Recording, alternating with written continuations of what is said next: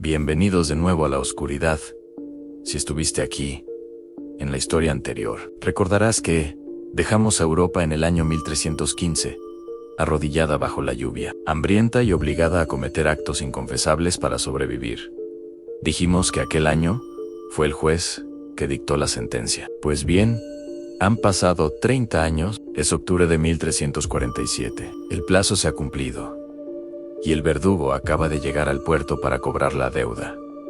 Todo comienza en Messina, una ciudad portuaria en la isla de Sicilia. Es una mañana aparentemente normal. Los estibadores y comerciantes ven acercarse por el horizonte una flota de galeras comerciales genovesas que regresan del Mar Negro, de la lejana ciudad de Cafa. Esperan seda, especias y noticias de Oriente. Pero a medida que los barcos se acercan a los muelles, un silencio extraño cae sobre el puerto. Las galeras se mueven de forma torpe, como si nadie las gobernara.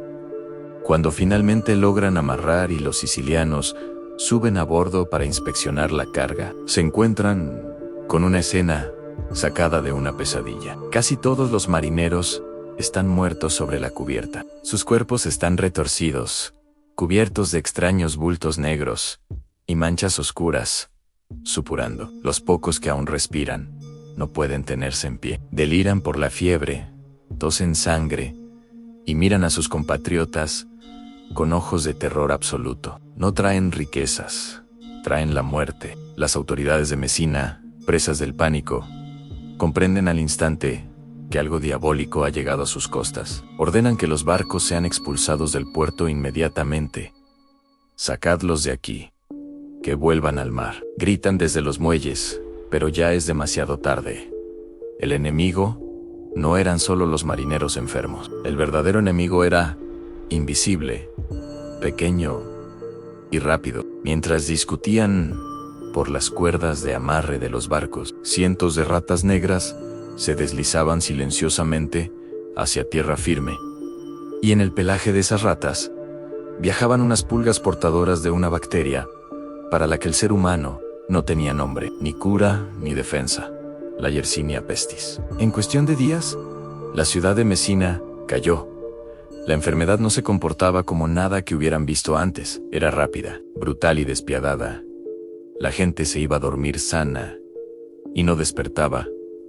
Las familias se encerraban en sus casas, clavando tablas de madera en las puertas para dejar fuera el mal aire, sin saber que el mal ya estaba dentro con ellos. El rumor corrió más rápido que el viento. El fin del mundo ha llegado desde Oriente. Desde Sicilia, la plaga saltó al continente italiano, luego a Francia, luego a España e Inglaterra. Avanzaba como una mancha de tinta negra sobre un mapa, devorando kilómetros y vidas a una velocidad pasmosa. Y aquí surge la gran pregunta histórica, el misterio que ha desconcertado a los científicos durante siglos. ¿Por qué fue tan letal? Ha habido otras epidemias en la historia, pero ninguna mató a tanta gente tan rápido. Se calcula que en solo 4 años exterminó a casi el 50% de la población de Europa. Aldeas enteras quedaron vacías. El silencio se apoderó de las ciudades. La respuesta no está solo en la virulencia de la bacteria. La respuesta está en el pasado. La respuesta está en aquella lluvia de 1315, porque la población que la peste se encontró en 1347 no era una población normal, era una generación marcada, rota y biológicamente indefensa. Para comprender la verdadera dimensión de esta tragedia, tenemos que detenernos un momento y dejar de mirar a las ratas para mirar a las personas. ¿Quiénes eran esos hombres y mujeres que caían fulminados en las calles de Florencia, de Londres o de París en 1348? Si hacemos las matemáticas, descubrimos una coincidencia escalofriante. Los adultos que tenían entre 30 y 40 años, cuando llegó la peste, eran los mismos niños que habían nacido o crecido durante la gran hambruna de 1315. Eran los supervivientes del diluvio. Eran aquellos Hansel y Gretel reales, que no murieron en el bosque, que lograron comer lo suficiente para no perecer y que consiguieron llegar a la edad adulta. Pero la supervivencia tuvo un precio invisible. La ciencia moderna nos ha enseñado que lo que ocurre en nuestra infancia marca nuestro destino biológico. Durante aquellos años de lluvia y hambre extrema, los cuerpos de estos niños no recibieron los nutrientes necesarios para construir un sistema de defensas fuerte. Crecieron, sí, pero crecieron con cimientos de cristal. Sus órganos eran más débiles, su estatura era menor que la de sus abuelos, y lo más importante, su sistema inmunológico estaba comprometido desde la base. Llevaban 30 años viviendo de prestado. Eran una generación que caminaba con una deuda biológica pendiente. Imaginad el cuerpo humano como una fortaleza. En condiciones normales, cuando un enemigo ataca, las murallas son altas y los soldados están listos para defenderse. Pero en 1347, la fortaleza humana de los europeos no tenía murallas. El hambre de 1315 las había derribado décadas atrás. Cuando la bacteria Yersinia pestis entró en sus organismos, no encontró resistencia. Entró caminando por la puerta principal. Esto explica por qué la mortalidad fue tan absurda, tan absoluta. No es solo que la bacteria fuera agresiva, es que encontró el terreno más fértil posible. Millones de cuerpos que ya estaban derrotados antes de empezar la batalla. Si el verano de 1315 hubiera llegado, si el sol hubiera brillado y las cosechas hubieran sido buenas, esa generación habría sido robusta. Habrían luchado contra la enfermedad con más fuerza.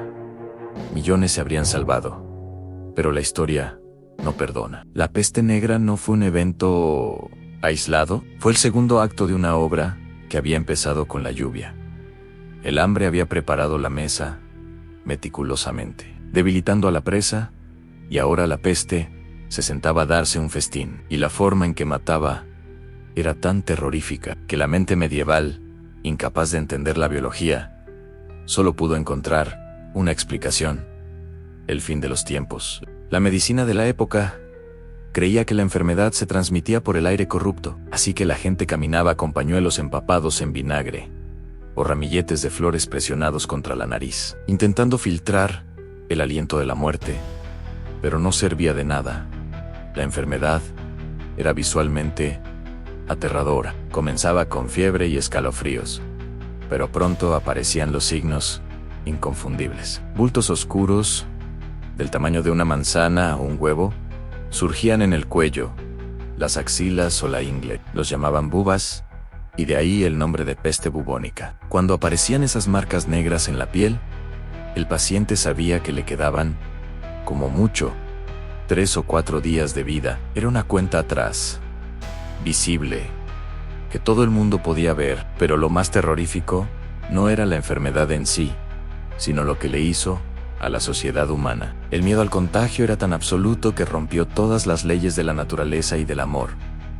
El escritor Giovanni Boccaccio, que vivió el horror en Florencia, nos dejó un testimonio que todavía hiela la sangre. Escribió que el terror era tal que el hermano abandonaba al hermano, el tío al sobrino. Y lo que es peor, y casi increíble, los padres y madres evitaban visitar y atender a sus propios hijos como si no fueran suyos. La gente moría sola, morían en habitaciones cerradas, sin nadie que les diera un vaso de agua, mientras sus familiares huían a las casas de campo o se encerraban en otras estancias. Las ciudades se convirtieron en tumbas a cielo abierto.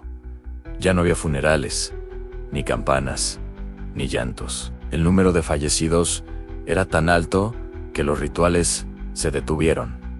Simplemente pasaban carretas al amanecer, recogiendo a los que habían partido durante la noche, apilándolos como leña en fosas comunes. La medicina colapsó. Los médicos de la época, con sus túnicas y sus conocimientos basados en las estrellas o en los humores, estaban impotentes. Sangraban a los pacientes, lo que solo servía para debilitarlos aún más. Les daban brebajes de hierbas, esmeraldas molidas o arsénico. Nada funcionaba. De hecho, muchos médicos, aterrorizados, se negaban a visitar a los enfermos, y los sacerdotes, que debían dar la extrema unción, también empezaron a temer por sus vidas. El consuelo espiritual desapareció. Fue en este momento de desesperación Cuando la locura se apoderó de las calles, algunos decidieron que, si iban a morir, lo harían festejando, y se entregaron a banquetes y excesos en las tabernas, mientras la muerte rondaba fuera. Otros cayeron en el fanatismo religioso extremo, creyendo que esto era el castigo final de Dios. Y así nacieron los flagelantes, grupos de hombres encapuchados que recorrían los pueblos azotándose la espalda con látigos, cantando himnos lúgubres y pidiendo perdón a gritos, convencidos de que solo el dolor podía detener la plaga. Europa había perdido la cabeza. El orden social, la ley, la religión y la familia se habían disuelto. Solo quedaba el instinto de supervivencia y el silencio de las casas vacías. Pero en medio de este caos, la humanidad buscó un culpable. Si la medicina fallaba y los rezos no funcionaban, alguien tenía que ser el responsable de este infierno.